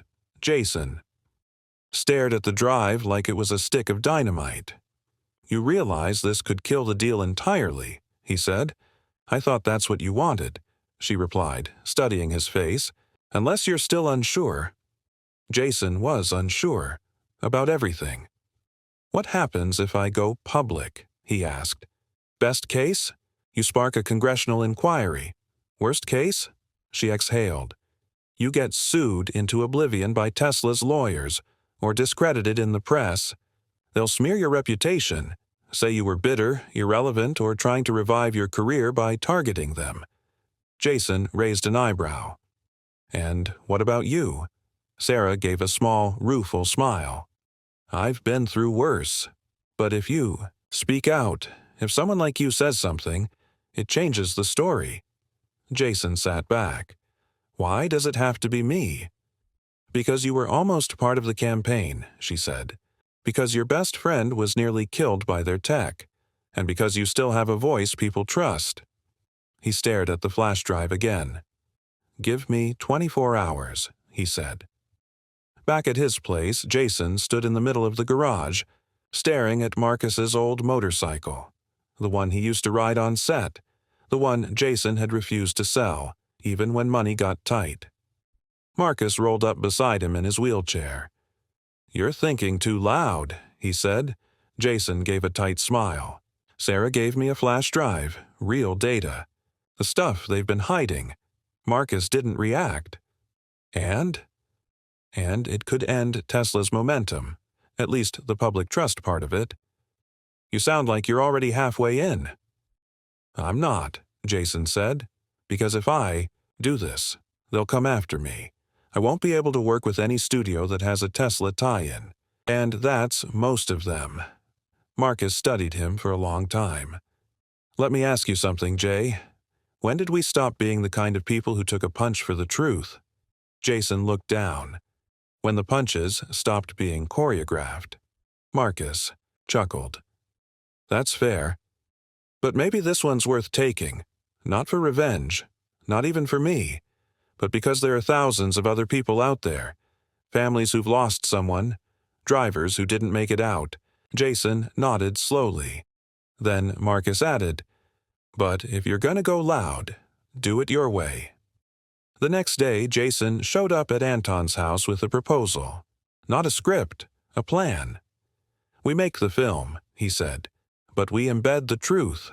Real interviews, real testimony. Blend fiction and fact. Make it undeniable." Anton raised an eyebrow. You want to hybridize the narrative? I want the world to see what's happening, and I want to do it on camera. No PR filter, no studio notes, just us.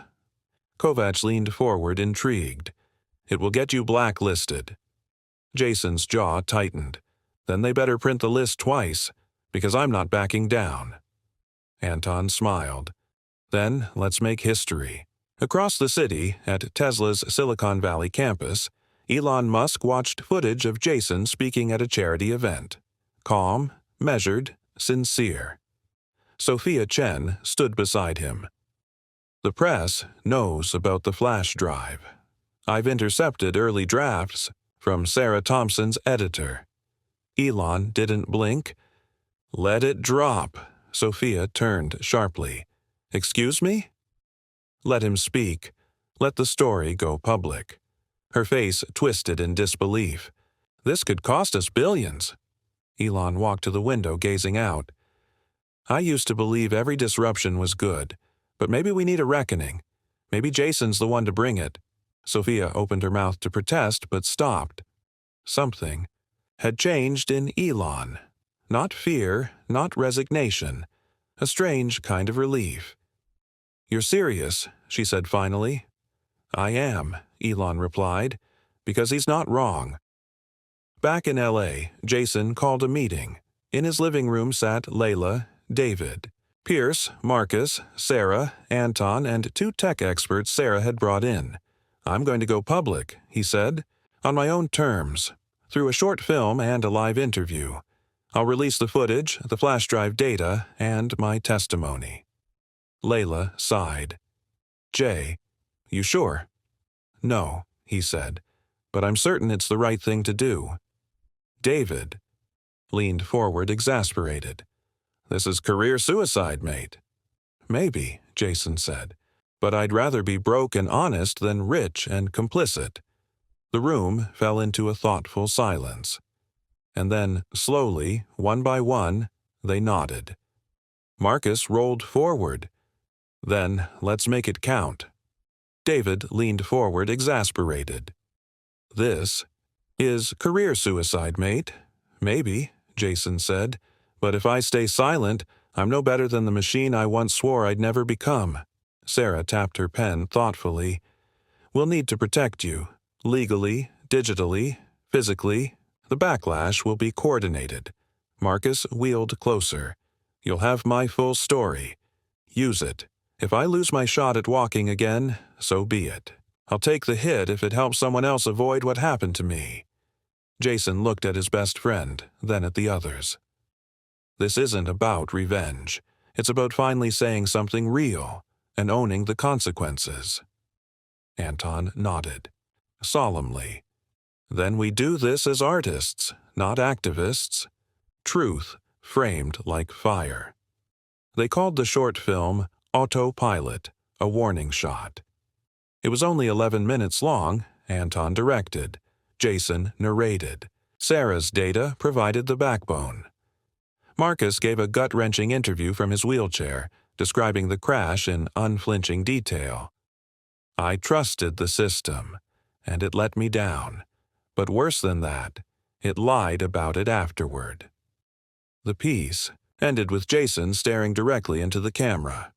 My name is Jason Statham, he said, and I was nearly the face of a lie. They dropped the film on a Tuesday at 8:30 a.m. Jason posted it simultaneously to his Instagram, YouTube, X, and TikTok. No sponsor tags, no monetization. The internet went thermonuclear. By 9:30 a.m., it had 2.1 million views. By noon, CNN had scheduled a special segment. Statham's Stand, a Star, Speaks Out. By 2:00 p.m., Tesla's stock dropped 8.5%. Sophia Chen called 3 separate crisis PR firms. None of them could agree on a strategy. By sunset, Marcus's full story was trending globally under the hashtag #MyAutopilotTruth. And at 10:18 p.m., Elon Musk tweeted, Sometimes the most honest person in the room isn't the CEO. Respect to Jason. Let the data speak. That single tweet changed everything. It neutered Tesla's legal threats. It forced the board to initiate an internal review, and it galvanized other whistleblowers, engineers, programmers, test drivers to speak. Jason received over 24 encrypted messages within 48 hours. I've waited years for someone to say what you said. I was fired for raising concerns. You gave me back my voice. My daughter died in an autopilot accident. I never got an apology. Thank you. Jason turned down every late-night show invite. Instead, he appeared live on a grassroots podcast called Civic Signal, hosted by independent journalist Zoe Reyes. No makeup, no filter, just him. The truth is, I could have stayed quiet, he said, leaning forward. Taken the money, sold the campaign, acted like I didn't know better. But something my friend Marcus said kept ringing in my ears. When did we stop being the kind of people who took a punch for the truth? Zoe asked, gently. Are you scared? He looked down, then smiled faintly. Yeah, but fear's no excuse anymore. Meanwhile, Anton's hybrid film project, now retitled The Driver's Dilemma, entered pre-production with surprising momentum. It fused dramatized events with real-world data and testimony. Half documentary, half fiction, and wholly unsettling. Jason would star as a version of himself. Marcus would appear in flashbacks. Sarah would narrate segments using anonymized case files. Independent funders poured in, not studios, not streamers, just people who wanted the truth told. Teachers, activists, tech workers, even some disillusioned Tesla shareholders. And most surprisingly, Elon Musk didn't block it. He tweeted again, "The hardest part about progress is admitting when you got it wrong. I'll watch the film." A week later, Jason met Elon in person for the first time. It was in a closed-door meeting arranged by Sophia Chen at a private residence in Topanga Canyon. No media. No lawyers, just them. Elon poured the drinks himself. Coffee for Jason, mint. Tea for himself. I hated you for about 36 hours, Elon said bluntly. Jason smirked. I figured. But then I remembered why I started all of this in the first place. Disruption, innovation, truth over tradition. He sipped his tea. You forced the truth. Jason nodded slowly. So what now? Elon leaned back. Now. We let the fire burn. Then we rebuild from ash. Jason gave him a long look.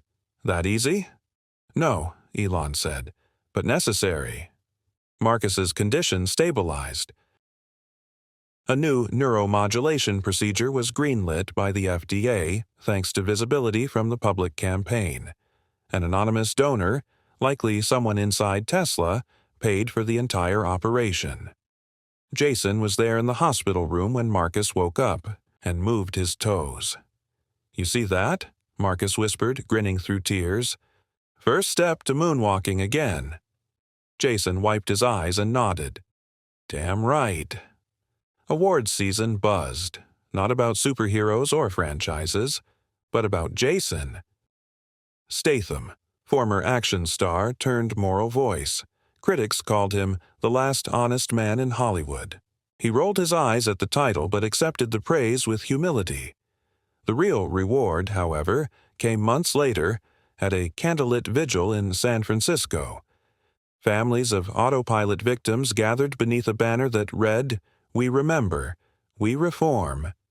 Jason stood beside them, not as a celebrity, but as one of them. A mother approached him, her son's photo pinned to her jacket. He was 14. His name was Adam. Your voice gave him dignity he never got in court. Jason hugged her. Adam deserved better, we all do. And then, when the storm quieted, the offers returned. But they weren't from studios chasing algorithms. They were from indie directors, playwrights, documentary filmmakers, and education-focused media projects.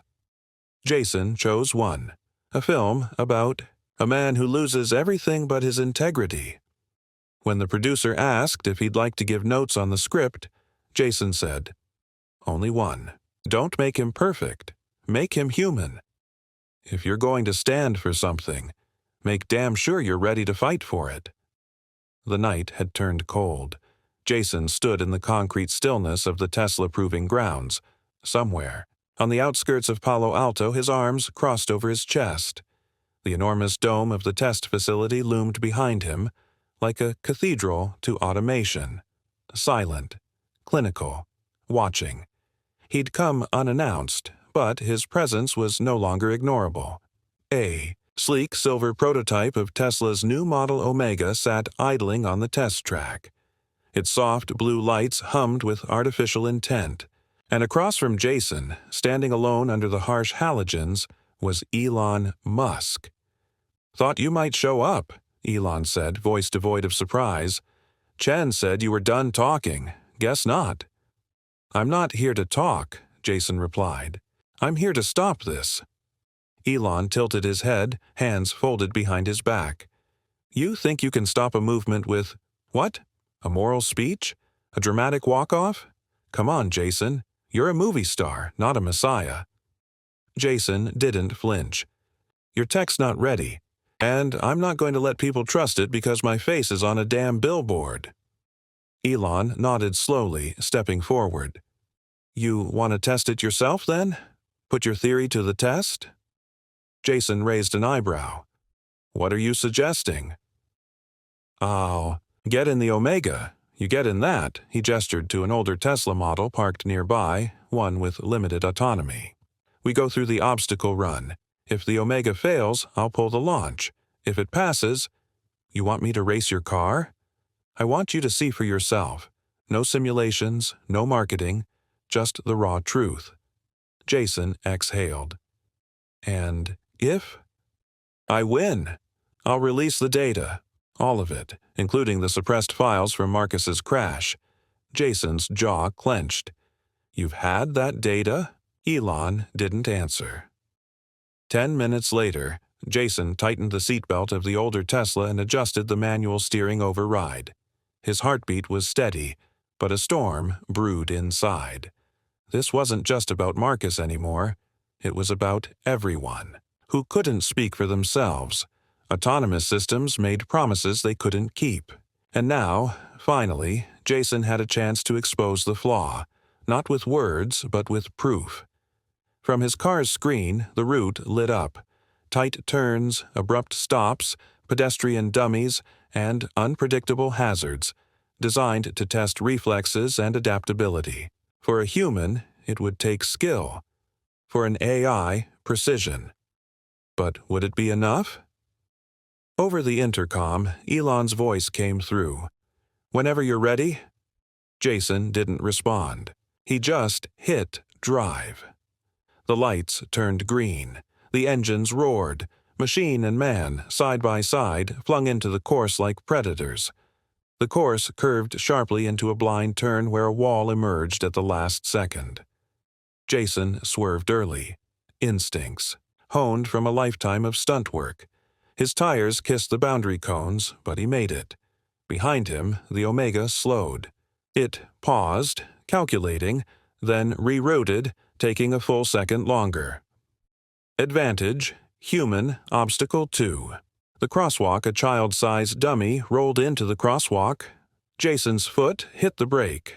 The Omega hesitated. For a millisecond, the AI couldn't distinguish the dummy from debris. Jason's camera caught it. He smiled grimly. 20 minutes later. By the time the final sector began, a simulated construction zone littered with cones, barriers, and flickering lights, Jason had a lead. Not in speed, but in judgment. The Omega was faster, cleaner, but every maneuver had cost it a delay. In AI terms, a hesitation. In real-world terms, a life. Jason approached the last turn, when suddenly something unexpected happened. Smoke. His own car. Dashboard lights blinked. Overheat warning. The older model wasn't built for this punishment. He could smell burning rubber, the groan of the engine threatening collapse. "Come on," he muttered. The Omega glided past him, elegant as a shark. Jason had a choice. Stop, or push through the turn and risk a crash. For a moment, Marcus's voice whispered in his mind. Do it for the ones who never walked away. Jason gritted his teeth and yanked the wheel, holding the turn with everything he had. The tires screamed. The car buckled, but stayed on course. He passed the final checkpoint milliseconds after the Omega. Jason exited the car to scattered applause from a small team of Tesla engineers who had gathered unnoticed. Elon approached, arms crossed. "You lost," he said. "No," Jason corrected, holding up the drive recording. "Your car paused at the crosswalk." Elon didn't speak. "I didn't. That's the difference between calculations and conscience." Elon reached out and took the drive. "I'll look at it." "Don't just look," Jason said. "Show it. You made me prove it. Now prove you're the man who built SpaceX, not the one who buried Marcus's file." There was a long pause. Then Elon nodded once. "I'll release everything. Publicly." Jason didn't say thank you. He just walked past Elon, down the track, into the dark. The press release hit like a thunderclap. Tesla admitted the Omega's AI had difficulty distinguishing non-standard obstacles, including child-sized forms in rare environmental conditions. Worse, it was revealed that Marcus Riley's crash had been flagged internally, but never disclosed. The automotive world convulsed. Lawsuits began. Congressional hearings loomed. Elon Musk didn't deny the revelations. He simply posted a single message on X.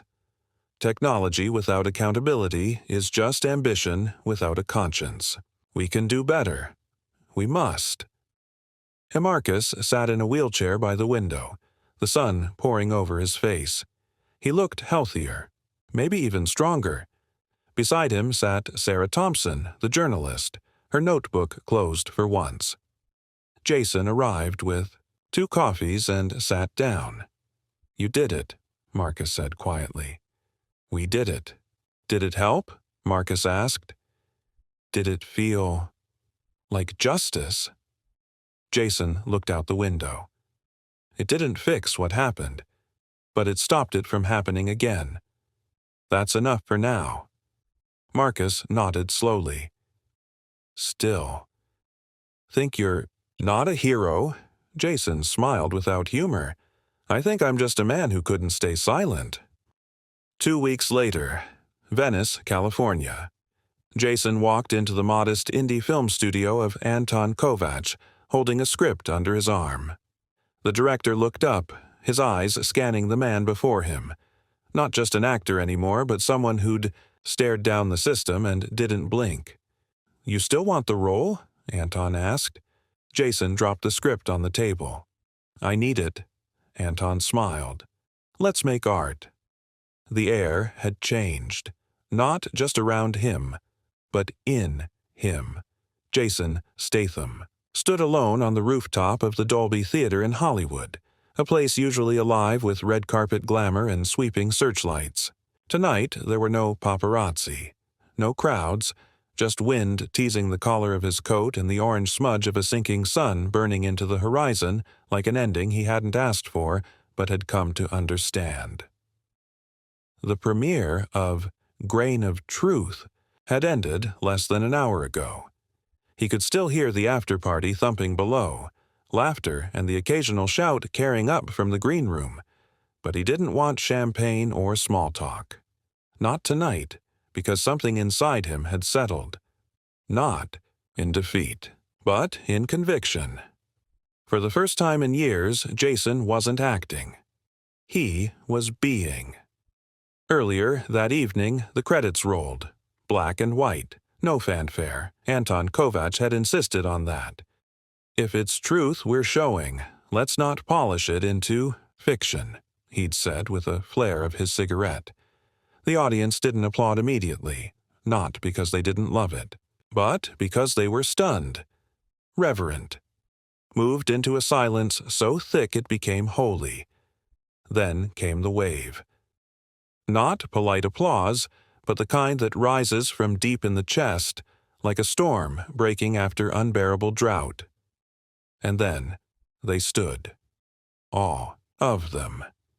Jason had heard people cry during the screening, not sobbing, just those quiet sounds, the intake of breath, the stifled gasp. One man in the third row had whispered, "That was him. That was me." The story Anton had directed, the one Jason had gambled everything on, didn't paint him as a hero. It painted him as a man confronting his failures, the aging soldier of his own myth, stumbling toward grace, vulnerable, honest, afraid. When the lights came up and Anton took the stage, Jason hung back, not because he was avoiding the spotlight, but because it no longer defined him. Still, when Anton gestured for him to join him, the applause rose again. Jason walked to the center. No swagger, no pose. He stood next to the man who'd believed, in something deeper than action roles or box office figures, the man who'd seen what even Jason hadn't yet fully admitted to himself, that there was a soul inside the armor. "Did you see Layla?" Jason asked, pulling off his jacket. His voice trembled with fatigue and adrenaline. "She's in the back," Marcus said, "with David and Sophia." Jason raised an eyebrow. "Sophia?" Marcus chuckled, wheeling his chair forward. "Yeah. Turns out she stayed, watched the whole film, not sure she was ready for what she saw." Jason exhaled slowly. "None of us were." Marcus studied him. "You did the right thing, mate. Turning down Musk, sticking to your guns." Jason nodded, but didn't speak. "Sarah's outside, too," Marcus added. "Said she has something. For you." Jason frowned. "Another exposé?" "No. Closure, I think." Jason made his way down the hallway toward the press area, but instead of stepping into the cameras, he slipped out the side exit. A quiet alleyway, still damp from a late afternoon drizzle. Sarah Thompson was waiting beside a black SUV. "You look exhausted," she said, offering him a tired smile. "I feel human," he replied. They shook hands, not formally, but with that gentle pressure of two people who had trusted each other with something delicate. "I owe you a lot," he said. Sarah shook her head. "You don't owe me anything. But Marcus wanted you to have this." She handed him a small manila envelope. Jason opened it. Inside was a photograph. Old, creased, taken years ago on the set of his third big action film. He and Marcus in stunt harnesses, mid-laugh, young, untouchable. Behind them, a dusty prototype. Vehicle, now hauntingly familiar. "There's something written on the back," Sarah said. Jason turned it over. In Marcus's handwriting. "We used to jump off buildings. Now we fall into truth. Thanks for catching me, mate." Jason didn't say anything. Didn't need to. He slipped the photo into his coat pocket and looked at Sarah. "Will you write it?" She nodded. "The whole story. Not just what happened, but why it mattered. I'll publish it independently. No spin." Jason turned to leave, then stopped. "Don't pull punches," he said. "Not for me." "I won't," she promised. Angelus looked different after rain. Cleaner. Like something had been rinsed. Jason sat at a small table outside a bakery in Echo Park, a cappuccino cooling in front of him. His phone was buzzing with messages. Anton, Sophia, even Elon Musk had sent a short but strange one. "You were right to say no. Let's talk soon. Not business, ideas." Jason had stared at it for a while, unsure what to make of it. The seat, across from him, scraped back. It was Layla. "Thought I'd find you here," she said, setting down a pastry box. Jason smiled faintly. Old habits. They sat in silence for a while. "I'm proud of you," she said finally. Not just for the film. For staying you. I almost didn't, he admitted. I know. She reached across the table and placed her hand on his. But you did. Jason looked at her, then out across the street. A group of high school kids were waiting at the crosswalk, earbuds in, shoulders hunched. One of them turned to the others and mimed an action scene, leaping, ducking, shooting, then grinned as they all laughed. Jason smiled. There was a time he would have been proud of that. Now, he just hoped those kids would also see grain of truth. Someday. See something more. A month later, the Academy didn't call, but Anton didn't care. The film was already a phenomenon. Viral not because of hype, but because people shared it like a secret. A cure for cynicism. A mirror. Jason had received letters. Not from studios, but from people. Veterans. Fathers. Women who'd lost brothers to tech glitches. Teenagers who said they'd never seen a man cry on screen without shame. He answered every single one. He'd turned down 3 blockbuster scripts. Instead, he started something new. A production company. Mirror Films. Its mission: to tell stories that reflected hard truths, no matter how unflattering. Marcus was co-founder. Layla handled finance. Sarah consulted on ethics and research, and Jason, he chose the scripts, the right ones. 6 months later, Elon Musk called again. Only this time, it wasn't to make a deal. I read the article, Elon said. Sarah's piece. I figured you would. I liked what she said about you. That you didn't walk away from technology. You walked toward responsibility. That's rare. Jason didn't reply. Musk continued. We've overhauled the transparency protocols. The new AV systems require human oversight. We named the policy the Riley Standard. Jason's voice broke slightly. Marcus knows? He does. There was silence. Then Elon added, You still wouldn't be the face of it, would you? No, Jason said, but I'll be its conscience. And Elon, surprisingly, didn't argue. Jason stood in front of a mirror in a quiet dressing room in Toronto. The role was a grieving paramedic. The script, raw, unflinching. There was no gun, no fight scene, just a man holding the hand of a patient and saying nothing while her pulse faded. Jason practiced it. Not the lines, the silence. Then he looked at himself. Older, weathered, but whole. He saw, finally, not just the fighter, not just the face from posters, but a man who had stood at the crossroads and chosen soul over spotlight. He touched the glass with his fingertips, then walked onto the set. Not to perform, but to be up. Next, we have 2 more incredible stories that are waiting for you. Just click the image you want to watch and it will take you there. If you enjoyed this video, make sure to subscribe. It would mean a lot.